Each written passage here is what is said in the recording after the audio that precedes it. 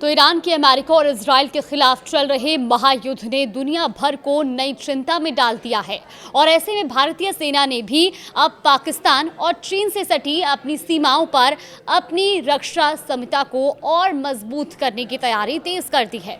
भारत यहां अपने 2 देसी ब्रह्मास्त्र तैयार कर रहा है जो दुश्मन के छोटे मिसाइल और ड्रोन को हवा में ही खत्म कर देंगे। नमस्कार, आप देख रहे हैं न्यूज़ 18 का डिजिटल प्लेटफॉर्म और मैं हूं आपके साथ जागृति खंतवाल। तो क्या दुनिया तीसरे विश्व युद्ध की तरफ बढ़ रही है? ऐसा सवाल हर किसी के जहन में भी है और एक चिंता भी, क्योंकि ईरान की अमेरिका और इजराइल के खिलाफ चल रहे महायुद्ध ने इस चिंता को और ज़्यादा बढ़ा दिया है।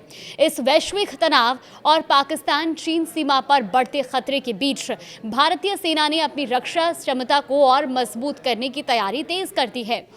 सूत्रों के अनुसार भारतीय सेना ने एक और पिनाका रॉकेट लॉन्चर रेजिमेंट को ऑपरेशनल कर लिया है और इस साल के अंत तक एक और रेजिमेंट को शामिल करने की तैयारी में है। इससे सेना के पास अब 7 पिनाका रेजिमेंट हो गए हैं जो पाकिस्तान और चीन सीमा पर तैनात हैं। रिपोर्ट ने रक्षा सूत्रों के हवाले से ये बताया कि पिनाका के 8वें रेजिमेंट के लिए अब आधे से ज़्यादा उपकरण प्राप्त किए जा चुके हैं और 2026 के आखिर तक पूरी तरह ये ऑपरेशनल हो जाएगा। अगले साल 2 और रेजिमेंट को शामिल करने की योजना भी है, जिससे कुल संख्या 10 हो जाएगी। वहीं भारतीय सेना का लक्ष्य है कि 22 पिनाका रेजिमेंट बनाई जाए, जिसमें नई लंबी दूरी वाली गाइडेड मिसाइलों से लैस संस्करण शामिल किए जाएं। ये पुराने सिस्टम की जगह लेंगे और छोटे मिसाइल ड्रोन के हमलों का मुंहतोड़ जवाब देंगे। भारत की पाकिस्तान से सटी पश्चिमी सीमा और चीन से सटी उत्तरी सीमा पर हालात लंबे समय से संवेदनशील रहे हैं।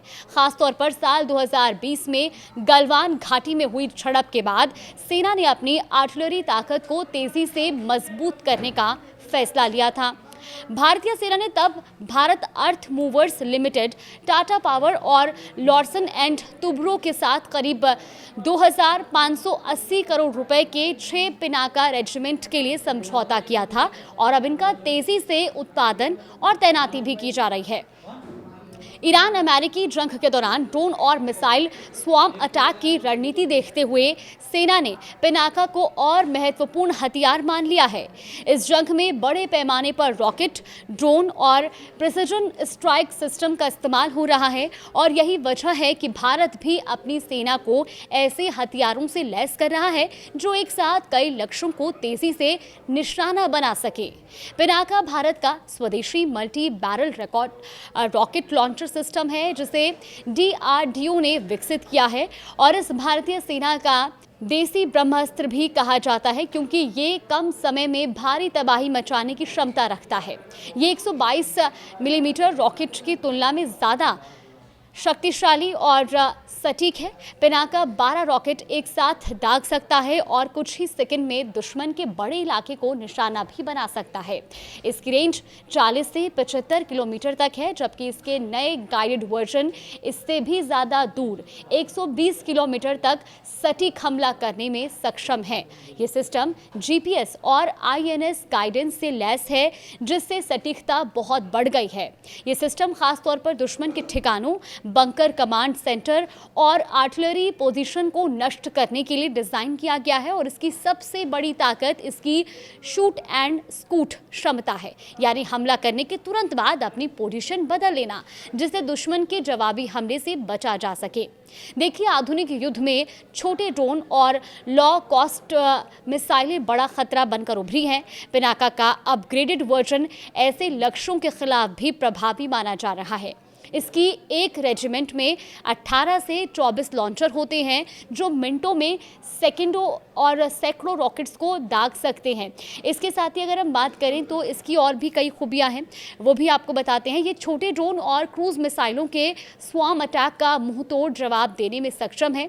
ईरान की तरह दुश्मन अगर सस्ते ड्रोन और मिसाइलों से हमला करे तो पिनाका का सेल्वो दुश्मन के लॉन्चर और कमांड सेंटर को पहले ही नष्ट कर सकता है। इसकी लागत भी दूसरी हाईटेक मिसाइलों की तुलना में काफ़ी कम है और इसका एक रॉकेट महज कुछ लाख रुपए में आ जाता है, जबकि दुश्मन की महंगी मिसाइलों को रोकने वाले सिस्टम करोड़ों में हैं। ईरान इजराइल संघर्ष ने ये साफ कर दिया कि भविष्य के युद्ध पारंपरिक नहीं होंगे बल्कि टेक्नोलॉजी आधारित होंगे, जहां मिसाइल, ड्रोन और रॉकेट सिस्टम अहम भूमिका निभाएंगे। भारत इसी दिशा में अपनी सेना को तैयार कर रहा है ताकि किसी भी संभावित खतरे का मुकाबला प्रभावी तरीके से किया जा सके। फिलहाल पिनाका को लेकर आपका क्या मानना है, हमें कमेंट बॉक्स में जरूर बताएं।